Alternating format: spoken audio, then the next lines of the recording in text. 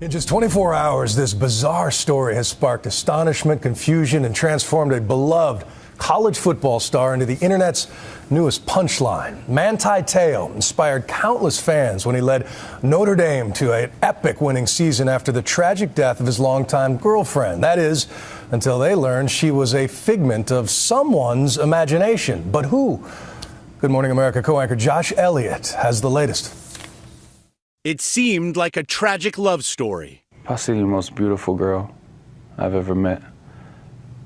Not because of her physical beauty, but the beauty of her character and who she is. This is Manti in October, talking about the girlfriend whom he believed had just died. And all of a sudden it's silence. That silence really eats at you. Until Wednesday, Notre Dame's All-American linebacker and Heisman finalist, was the focus of the most inspiring college football story of the year. Now, questions arise. Is the star athlete the victim of a mysterious and elaborate hoax, as he says, or was he a part of it all along? Teo is known for his big hits on the field and his big heart off of it. His story of overcoming the loss of his grandmother and then his girlfriend, Lene Kekua, within hours of each other last fall, even foregoing Kekua's funeral to play a big game, only added to his growing legend. She made me promise that, she said, babe, if anything happens to me, you promise that you'll stay over there and that you'll play and that, you'll honor me through the way you play. His performance would turn him into a megastar, while the raw emotion he displayed humanized him. How would you describe your emotions on the field tonight? I mean, they were with me, Now, Teo and Notre Dame say while his love and tears were real, his girlfriend was not. This was a very elaborate, very sophisticated hoax perpetrated for reasons we can't fully understand. In a statement, Teo said, quote, to realize that I was the victim of what was apparently someone's sick joke and constant lies was and is painful and humiliating, end quote.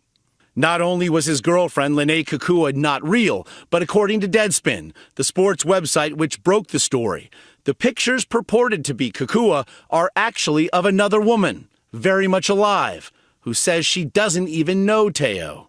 This morning on GMA, I spoke with Timothy Burke, one of the writers of the Deadspin piece. A lot of people are very, suspicious when Teo says that he had no idea and he was just the sucker in this, because, why would somebody go to such great lengths to hoax him like this? Was Teo really the victim of the internet hoax called catfishing? We know that this is a phenomenon that exists, catfishing, that people do it, because they like playing practical jokes. This one, if that's what happened, obviously went way too far and is really cruel. Neve Schulman knows all about catfishing, for he coined the term, an internet fraud who pretends to be someone they're not. The character they created, although they knew it was false, was not only an extension of themselves, but also somebody that they truly believe has a positive effect on the people with whom it interacts. They're complete psychopaths. I've probably been chatting with a guy. He fell for Megan. Turns out my crush wasn't who I thought she was. Only to discover she was really a middle-aged mom named Angela. Schulman's life and that lie played out in the documentary Catfish, now also a hit series on MTV. I'm hitting the road to help people meet their online loves for the first time. Our imagination plays a huge part in creating an image.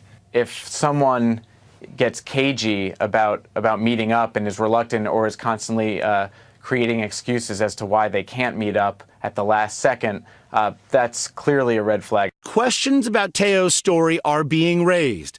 Was he somehow involved in the hoax? Notre Dame officials say their relationship was exclusively online. So why then did Teo's father reportedly tell one paper that his son had met Kekua after a game at Stanford years ago and that they'd spent time together in Hawaii? Two people reached out to me over a month ago asking for my help in uncovering the truth behind this profile. And from what they tell me, I get the impression that this story goes a lot deeper than just the relationship between Manti and Lene. And why, even after Teo informed school officials of the hoax back in December, did no one go public to set the record straight? Now that it appears that the stories were wrong, fabricated, that he was duped or he perpetrated a hoax, people want to know exactly what happened. On the campus of Notre Dame today, nothing but stunned dismay. Of course, there are some suspicious parts of the story, but it's extremely hard to believe that someone could do something so hurtful and cruel. And across social media and the Twitterverse, the mystery spawned a new meme, Teoing, people posting pictures, embracing imaginary friends. And for Teo, seen here today, still no answers to an ever-growing list of questions. For Nightline, I'm Josh Elliott in New York.